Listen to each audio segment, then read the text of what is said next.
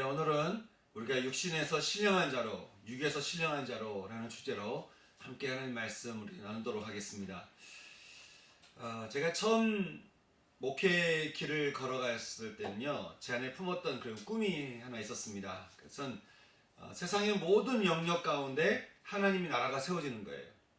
부패하고 어지럽고 문제 많은 이 세상에 정치와 경제와 과학기술과 가정과 교육, 방송, 예술, 그리고 교회, 이렇게 모든 영역 가운데 예수를 믿는 제자들이 들어가서 우리 주님이 가르쳐 주신 대로 살면서 우리를 살리는 복음을 이렇게 전할 수 있다고 한다면 정말 이 세상은 소망이 있지 않을까?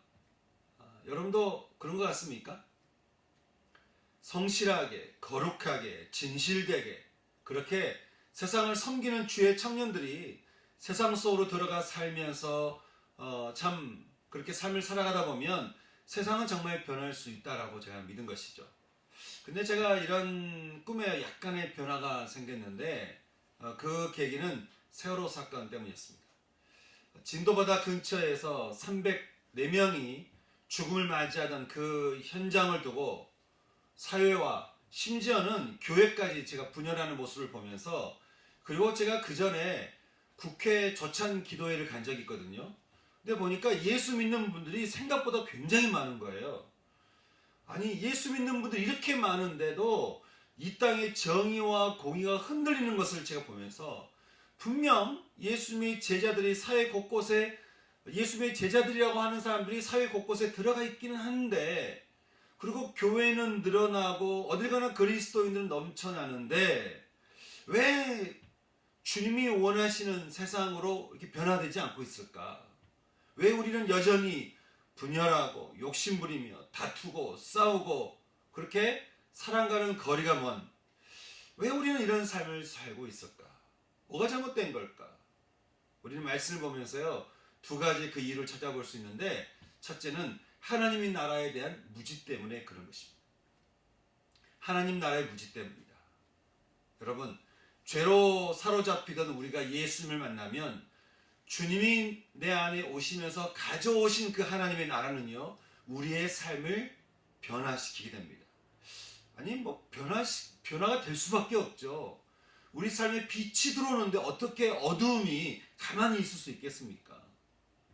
나에게 주시는, 그래서 생명의 말씀이 좋아지고요, 또 나에게 들려주시는 말씀이 위로가 되고 힘이 되고 능력이 되는 거예요. 왜냐하면 십자가의 능력이 죄와 사망의 법에서 우리를 해방시키기 때문에 그런 것이죠. 저는 십자가의 능력 되시는 이 하나님의 나라가 여러분 삶 가운데 충만하게 와서 정말 매일매일 여러분들이 죄에서 자유할 수 있기를 주님의 이름으로 축복합니다. 정말 그랬으면 좋겠어요.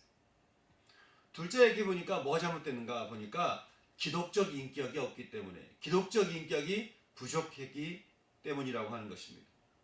어떤 사람이 예수님만 믿으면 됩니다, 그렇게 얘기를 하는데 이게 맞는 말이기도 하면서 또 틀린 말이기도 합니다.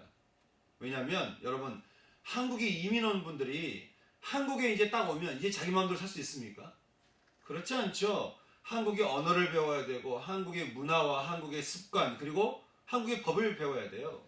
그걸 지켜야만 이 땅에서 뿌리내리고 살 수 있는 것 아니겠습니까? 마찬가지로 하나님의 나라가 임한 사람이 이제 할 일이 있는 거예요.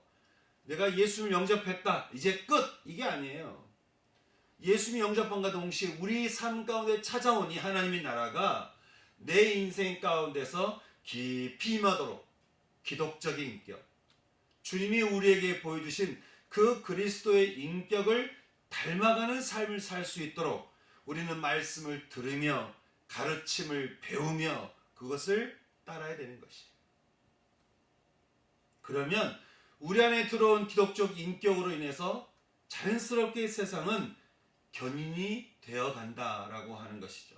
여러분, 세상은요, 그리스도의 인격을 가진 자의 말을 참 듣고 싶어 합니다. 아니, 기독적 인격의 소리를 굉장히 기대합니다. 여러분, 토크쇼나 무슨 영화나 무슨 철학자들의 말을 통해서라도 어쨌든 세상은 뭔가 이렇게 생명을 주는 소리를 듣고 싶어 합니다. 저는 우리 성도님들의 삶이요, 예수 믿었다, 그래서 내가 끝, 이것이 아니라 이제 그리스도께서 우리에게 보여주신 그 인격, 그 기독적 인격을 내 삶에서 이렇게 삭힐 수 있는, 내 삶에서 이렇게 침잠할 수 있는, 깊이 침잠할 수 있는, 그리고 내 삶에 뿌리 내려질 수 있는 그런 은혜가 있기를 소망하는 것이, 세상을 보는 바울의 마음도 다르지 않은 것 같습니다. 그렇게 우상으로 가득 찼던 도시 고린도였습니다. 미국의 뉴욕이나 서울의 이태원이나 이태리의 밀라노나 같이 그렇게 화려했던 곳이 고린도였습니다. 아주 육으로 가득 찼던 이곳 고린도에 복음이 전해지고 교회가 세워지고 예배드리는 사람들이 이렇게 늘어나고 있는 이 고린도를 이렇게 바라보니까 분명 그리스도인들이 이렇게 늘어나고 이렇게 많이 세워지긴 했는데 여전히 하나님의 나라는 미약한 거예요. 여전히 고린도 교회를 보니까 하나님의 나라가 충만 임한 것이 아니라 예수 믿는 사람들은 모여있기는 한데 하나님 나라가 굉장히 그 안에 미약해져 있다라고 하는 것이죠. 여전히 기독적 인격이 결핍되어 있는 그들을 보는 바울의 마음이 너무나 안타까운 것입니다. 이런 고린도 교회를 향해서 바울이 이렇게 말합니다. 우리 1절 말씀 우리 같이 읽어보겠습니다. 1절 같이 읽겠습니다. 자, 시작. 형제들아, 내가 신령한 자들을 대함과 같이 너희에게 말할 수 없어서 육신에 속한 자, 곧 그리스도 안에서 어린 아이들을 대함과 같이 하노라.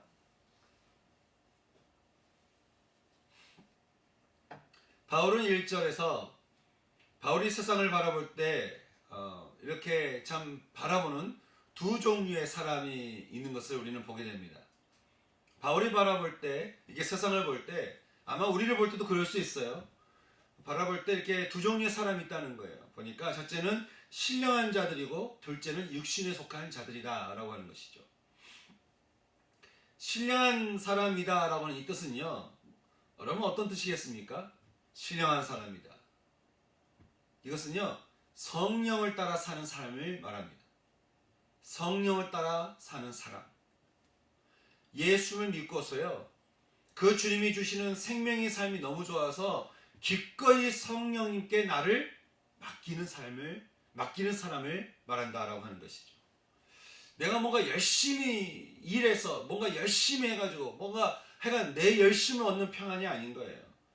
주님이 주시는 평안, 그 평안을 내가 누리면서 더 깊은 평안 가운데로 인도하시는 그 성령님께 내 삶을 맡겨드리고 내 삶을 위탁하고, 그래서 성령의 물결 따라 살도록 내 삶을 이렇게 맡기는 것을 말하는 것입니다.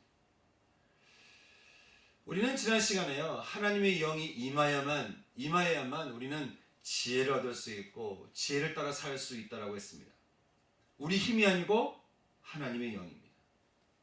오직 신령한 자, 하나님의 영이 임한 사람, 여러분 육으로 숨을 쉬면서 오직 육으로만 살던 우리가 이제 믿음 가운데 임하신 성령으로 인해서 그 성령의 영으로 숨을 쉬며 사는 이 거듭난 자의 삶으로 하나님이 우리를 초대하신다는 거예요. 그러니 어떻게 해요? 너희는 마음을 돌이켜 회개하고 성령을 받아라. 성령의 충만함을 받아라. 그렇게 우리에게 말을 하고 있는 것이죠. 성령만이 우리로 그리스도의 마음을 알게 하고, 성령만이 그리스도의 말씀을 마음으로 듣게 하고 그리스도의 축복과 평강을 누리게 한다라고 하는 것이죠. 그러니 성령을 따라 사는 그 사람만큼 복된 일이 어디 있겠냐는 거예요. 저는 우리 성도들 모두가 다 성령을 따라 삶을 살아갈 수 있는 그런 은총이 있기를 주님의 이름으로 축복합니다. 이렇게 세상에는요, 신령한 자가 있는 반면에 또 한 부류의 사람이 있대요. 바로 육신에 속한 사람이다 라고 하는 것이죠. 육신에 속한 사람이라고 하는 것은 어떤 사람일까요? 우리는 이 육신에 속한 사람이라고 하는 말을 이해하기 위해서 바울의 말을 조금 더 우리가 들을 필요가 있는데요. 우리 2절 말씀 우리 같이 읽어보도록 하겠습니다. 2절 말씀 같이 읽겠습니다. 시작. 내가 너희를 젖으로 먹이고 밥으로 아니하였노니 이 너희가 감당하지 못하였음이거니와 지금도 못하리라. 바울이 말하는 육신에 속한 사람이라고 하는 이 말은요, 우리말은 똑같은 단어를 사용하고 있는데 헬라어 이 원어를 보게 되면 사실 좀 다른 단어와 조금 다르게 쓰여진 단어를 통해서 굉장히 좀 다른 뉘앙스로 우리에게 말을 해주고 있는 것을 보게 되는데, 세 가지 뜻으로 우리는 분류해 볼 수 있습니다. 첫 번째 뜻은요, 우리가 전에 읽었던 2장 14절 말씀 통해서 우리가 알 수 있는데, 우리 2장 14절 말씀 한번 읽어보겠습니다. 같이 읽어볼까요? 시작. 육에 속한 사람은 하나님의 성령의 일들을 받지 아니하나니 이는 그것들이 그에게는 어리석게 보이며 또 그는 그것들을 알 수도 없나니 그러한 일은 영적으로 분별되기 때문이라. 육에 속한 사람은 하나님의 성령의 일들을 받지 아니하나니 이는 육에 속한 사람에게 성령의 일들은 어리석게 보이며 또 육에 속한 사람은 성령의 일들을 알 수도 없나니 하나님의 일은 오직 성령으로만 분별할 수 있다는 말씀이었습니다. 여기에서 말하는 이 육에 속한 사람, 헬라를 보게 되면 프시키코스라고 하는 이 단어는요, 예수님을 영접하지 않는, 그러니까 죄된 삶이 그냥 자연스러운 완전히 육에 속한 사람을 말한다라고 하는 것이에요. 그냥 육에 속한 사람이에요. 그러니까 예수님을 영접하는 것을 거부한 사람이에요. 예수님을 영접하지 않는 사람이에요. 여러분, 지금 우리가 코로나로 인해서 예배 드리는 것 때문에 왜 교회가 꼭 예배를 드리느냐 이렇게 말이 많은데요. 예수를 모르는 세상 사람들이 우리가 어떻게든 이렇게 예배 드리려고 하는 것을 어떻게 알겠습니까? 어떻게 이해하겠습니까? 하나님이 예배하는 자를 찾으시고 예배를 통해 우리의 삶을 회복시키는 이 은혜를 죄가 전부인 세상이 어떻게 이해하겠습니까? 세상은요, 자기의 노력과 자기의 힘을 따라서 뭔가 구원을 얻으려고 애쓰는 사람이에요. 그러니까 꼭 어디 안 가도 돼요. 모이지 않아도 돼요. 그냥 자기 혼자 하면 돼요. 그러니까 혼자 그냥 앉아가지고 혼자 득도 하듯이 이렇게 있으면 될 수 있어요. 하지만 여러분, 하나님께서 우리에게 주신 생명은 우리 힘을 할 수 있는 게 아니에요. 하나님이 임하시는 예배의 자리 가운데서 얻어지는 축복이고 은혜이기 때문에 우리는 예배가 우리의 생명과 같은 그런 참 하나님의 축복이라고 하는 것이죠. 이것을 선과 악으로 세상을 보고 판단하는 세상 사람들이 어떻게 그런 선과 악이 죄인 줄 알겠으며 어떻게 그것을 넘어서는 세상이 있다는 것을 이해할 수 있겠습니까? 이처럼 예수님이 존재하지 않는 사람이 바로 바울이 말하는 첫 번째 육에 속한 사람이다라고 하는 것이. 그러면 이제 두 번째 육신에 속한 사람이 있습니다. 오늘 우리가 읽은 1절 말씀에 등장한 육신에 속한 사람이라고 하는 이 말, 이 사르키노이스라는 이 단어인데요. 이것은 예수님을 영접했어요. 그리고 예수님을 믿고 내가 구원을 받았습니다. 그런데 내 삶은 여전히 회색지대에 있는 거예요. 내 삶이 이렇게 회색지대에 있는 거예요.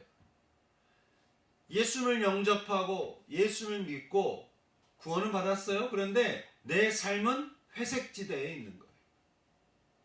제가 언젠가 말씀드린 적이 있는데 신앙은 분명히 이게 뜨겁든지 차갑든지 해야지 마치 그리스도의 의와 내 안의 죄성이 만나는 마치 이렇게 남북한의 휴전선 같은 곳에서 이렇게 아슬아슬하게 기분이 나쁘고 처지고 힘들고 속상하면 죄의 나라로 넘어갔다가 또 넘어가는 것도 당당히 넘어가요. 넘어갔다가 다시 또 그러면 또 안 될 것 같으니까 또 의의 나라로 다시 넘어왔다가 월북했다가 또 월남했다가 하여간 이게 왔다 갔다 이렇게 이렇게 가는 이렇게 성령의 물결 따라 사는 삶이 아니라 내 속에 있는 내 힘, 다른 말로 말하면 그냥 자기 죄성을 따라 충실하게 사는 참 그런 사람이 바울이 여기서 이야기하는 육신에 속한 사람이다라고 하는 것이. 죄에 열심이 있어요. 죄에 미련이 있어요. 죄에 아직 익숙해져 있어요. 그러면서 자기 자신을 내려놓지 못하는 사람인 것이죠. 여전히 자기 죄성 따라 사는 사람. 바울은 이런 사람에 대해서 말하기를 그들은 육신에 속한 사람이요 그들은 어린아이와 같은 사람이다. 참 어린아이와 같다. 그렇게 이야기를 해주고 있습니다. 아직 밥 먹기에는 너무 이른 늘 젖이나 먹어야 할 사람이라고 하는 것이죠. 히브리서 5장 12절부터 14절 말씀 보면요. 성경은 이렇게 우리에게 말을 해주고 있습니다. 때가 오래되었으므로 이제 너희가 예수를 믿은 지 때가 오래되었으므로 너희가 마땅히 세상을 이렇게 견인해야 되는 선생이 되어야 되는 것이 마땅한데 하나님의 말씀의 초보에 대하여 늘 누구에게 가르침을 받아야 할 처지이니 단단한 음식은 못 먹고 젖이나 먹어야 할 자가 되었다는 거예요. 이는 젖을 먹는 자마다 어린아이니 의의 말씀을 경험하지 못하고 있다는 거예요. 말씀은 알아요. 말씀은 들어요. 근데 내 삶 속에서 그 의의 말씀이 내 삶 속에 녹아들어서 내가 그렇게 의의 삶을 살지 않고 있다는 거예요. 의의 말씀은 주어졌는데 그 삶을 살지는 않고 있는 이런 사람이라고 하는 것이죠. 우리가요 이렇게 자녀를 키우다 보면은 자녀가 참 이쁘죠. 사랑스럽고요. 그런데 그렇게 사랑스러우면서도 불구하고 힘든 이유가 있습니다. 힘든 이유가 있는데 애들이 이렇게 말귀를 잘 못 알아먹거나 자기 고집이 세가지고 자기 고집대로 하려고 막 자기 고집 부리면 이거를 인도하는 부모 입장은 굉장히 힘든 거예요. 우리가 흔히 말하기를 미운 2살, 미운 4살 그러잖아요. 근데 부모들이 재밌어요. 애가 2살일 때는 미운 2살이라겠다가 애가 4살이면 미운 4살이라겠다가 또 애가 10살이면 미운 10살이라겠다가 제가 이 미운 게 별로 끝나지는 않은 것 같아요.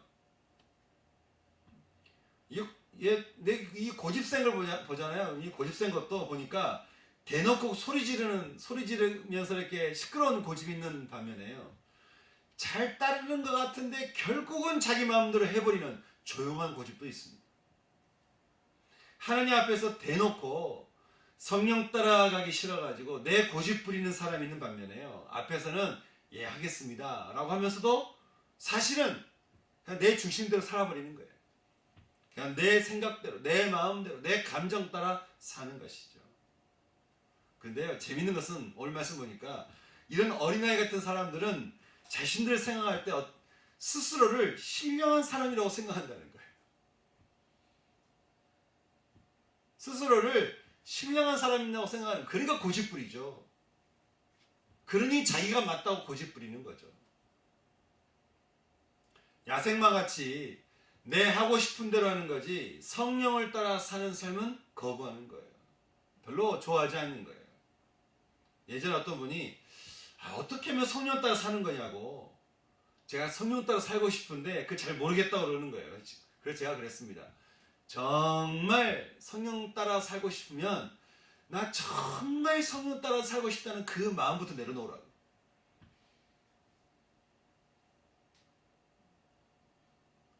무슨 성령을 따라 내가 살고 싶은 사는 거예요. 여러분 물결이 내가 밀려오면 나 저 물결 따라 가야죠. 여러분이 마음 먹고 다짐하고 물결 따라갑니까? 그 물결 속에 내가 안 들어가니까 나 물결 따라가야지 고집 부리는 거지. 하지만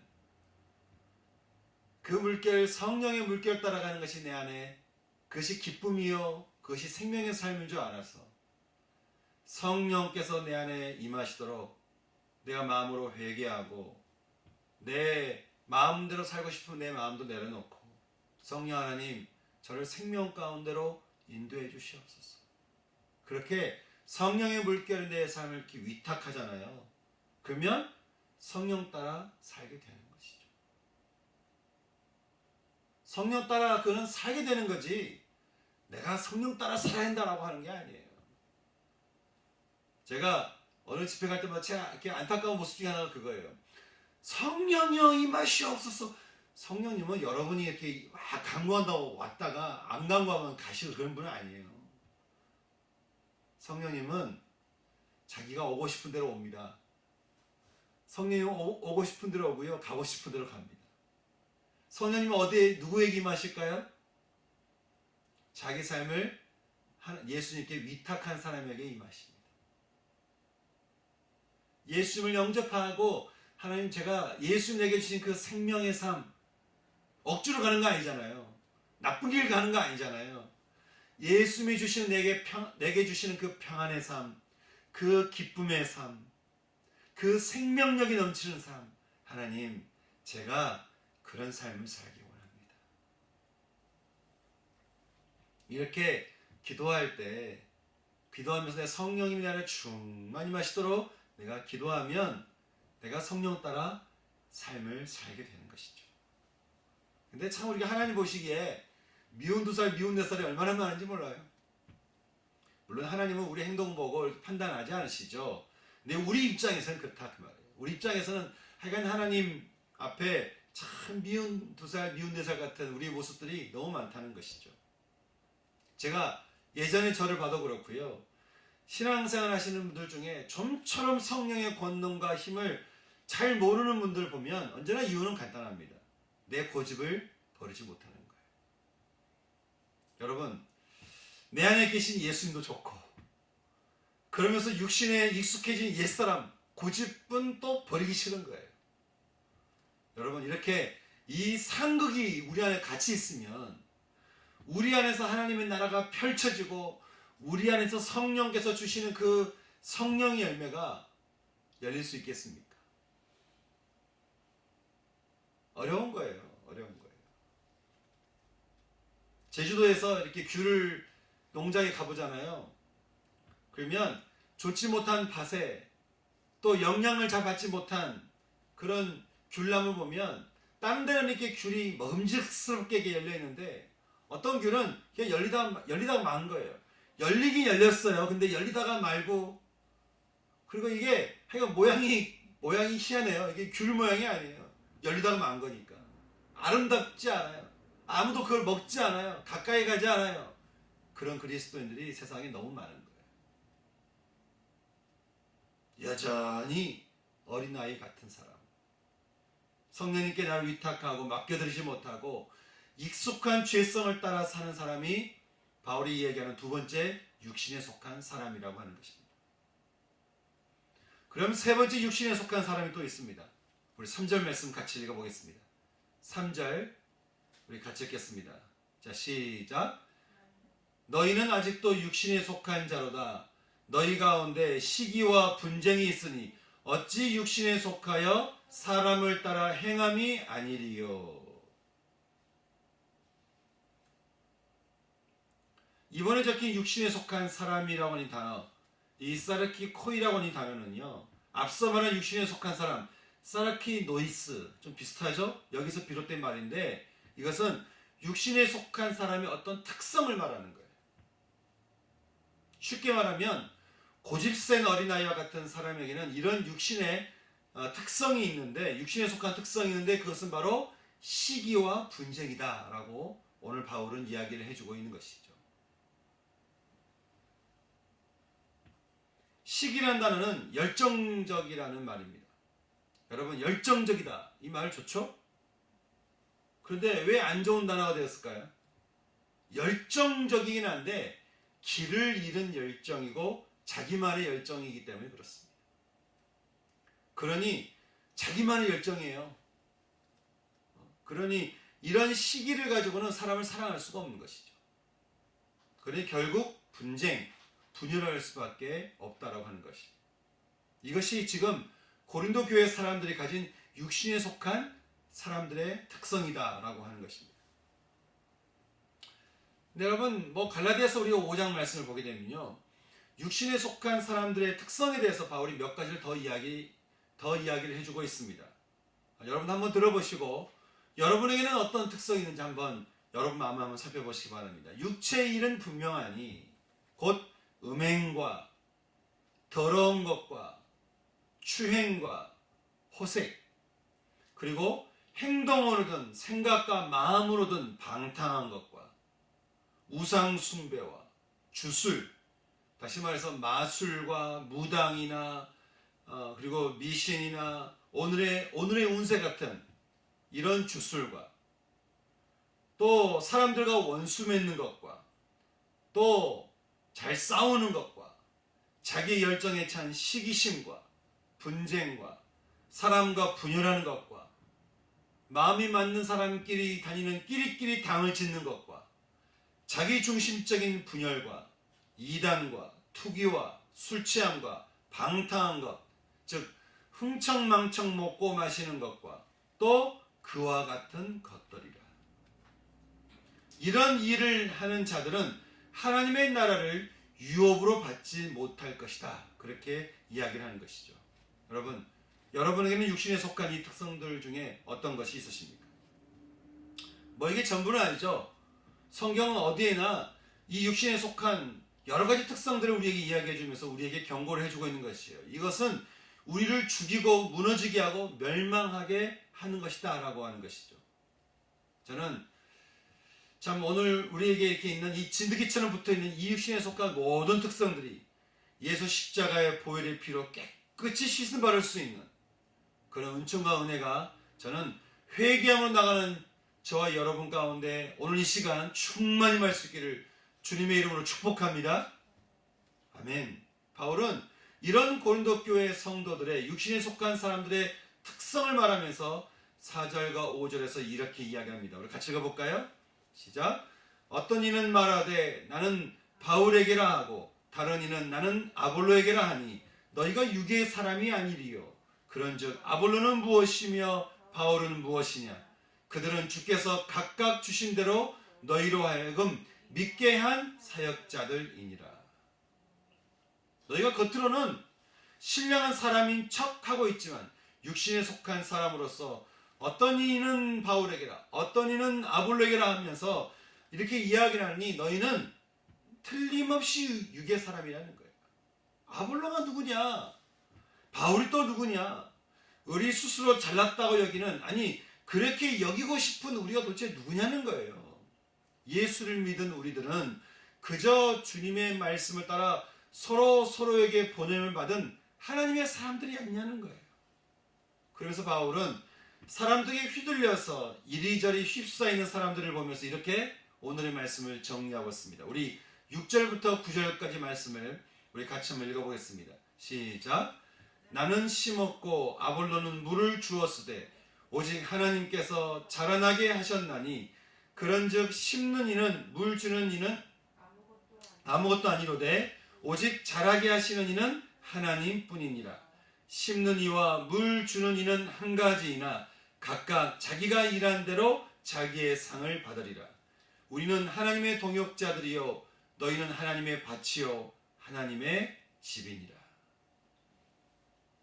사람이란 누군가는 복음을 심고 누군가는 물을 줄 수는 있지만 누군가를 통해 전해진 생명의 씨앗이 또 자라도록 누군가는 우리 곁에서 이렇게 물을 줄 수는 있겠지만 제가 여러분에게 그런 역할을 할 수 있겠죠.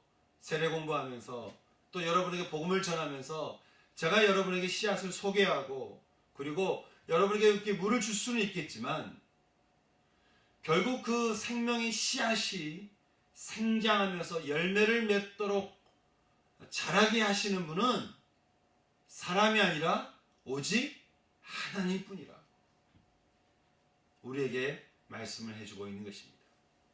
하나님 말씀에 순종함으로 심는 이의 부르심을 받은 자가 있고 하나님의 말씀을 따라서 심어놓은 씨앗에 물을 주는 자로 부름받은 자가 있겠지만 그래서 각기 일한 대로 자기의 상을 받겠지만 기억할 것은 저나 여러분이나 우리 모두는 하나님의 동역자들이요 즉 하나님과 함께 협력하여서 이 땅에 하나님의 나라가 임하도록 소망을 전하는 사람들이요 또 너희는 하나님의 밭이요 다시 말해서 하나님이 보내신 사람들을 통해서 경작하는 하나님의 밭이요, 또 너희는 하나님의 집이라.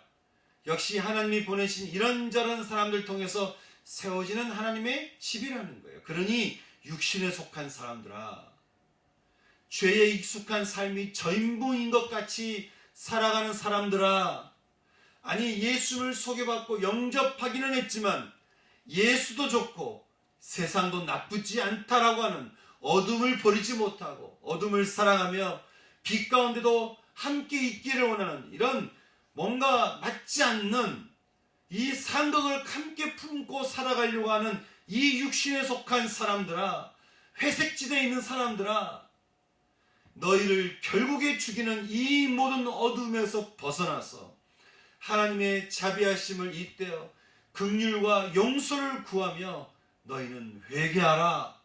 지금 너희 앞에 천국이 가까이 왔느니라.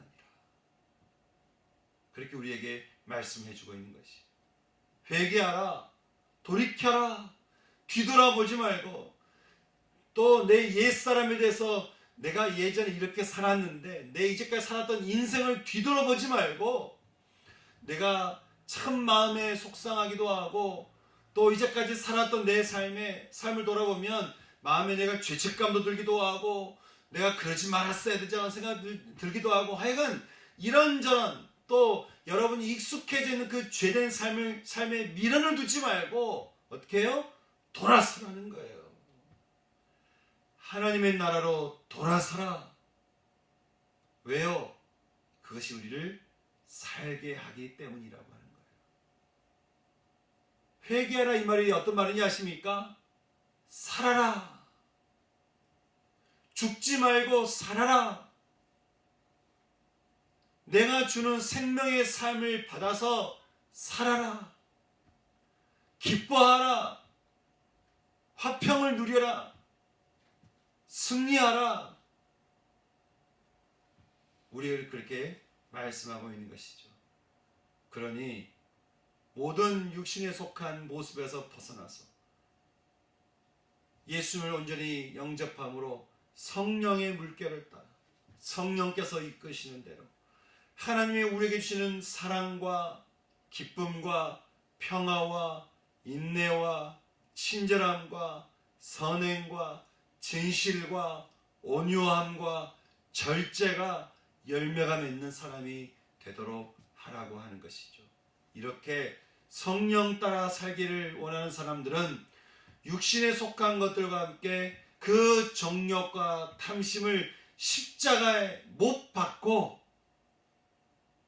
그 육신에 속한 모든 것들은 십자가에 못 박아 죽고 너희는 나를 따르라는 거예요. 이것이 십자가의 능력이 임하는 삶이며 지금 너희들이 살아야 되는 삶이라고 우리에게 말씀을 해주고 있습니다. 사랑하는 여러분, 오늘 하나님께서 이렇게 바울을 통해 우리에게 주시는 이 말씀 앞에 여러분 어떻게 하시겠습니까? 육신에서 신령한 자로, 육신에 익숙해져 있는, 아니 우리가 육신에 완전히 익숙해져 있던 사람들 아니었습니까? 근데 어쨌든 우리가 예수를 영접함으로 그리고 예수의 생명을 얻은 자들 아닙니까? 그럼에도 불구하고 아직 육신에 속해 있는 우리의 삶을 바라보시면서 하나님 말씀하시기를 돌아서라고. 죽음과 생명의 선에 어설프게 서 있지 말고 생명으로 돌아서라고. 우리에게 주시는 이 말씀 앞에 여러분, 오늘 이 시간 여러분 삶을 새롭게 이렇게 설정하지 않으시겠습니까?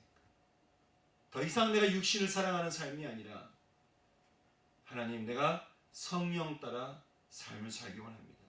성령의 물결에 주님이 주시는 그 십자가 보혈의 피가 흐르는 성령의 물결에 제 삶을 위탁하며 십자가 보혈의 피가 흐르는 성령님께 내 삶을 내가 맡겨드리며 또 성령께서 내 삶에 내 삶 가운데 충만히 임하실 것을 제가 기대하며 하나님, 제가 성령 따라 살기를 원합니다. 저는 그런 마음으로 오늘 이 시간에 참 새롭게 여러분 삶을 설정하면서 주 앞에 결단하며 나갈 수 있는 우리가 이 시간 되었으면 좋겠습니다. 여러분, 우리가 주님 앞에 우리 마음을 좀 바라보시면서 주님이 주신 우리의 은혜를 우리가 떠올려 보시면서 우리가 어디에 있어야 되는지, 우리가 어느 자리에 있어야 되는지, 주님이 부르신 이 생명의 삶 가운데로 우리가 있어야 되는 것을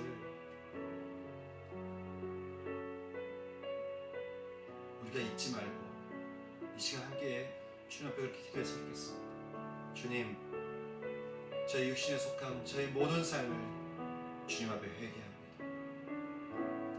육신에 속한 모든 저희의 마음과 저의 생각과 제 모든 제 삶을 회개합니다. 돌이킵니다. 돌아섭니다.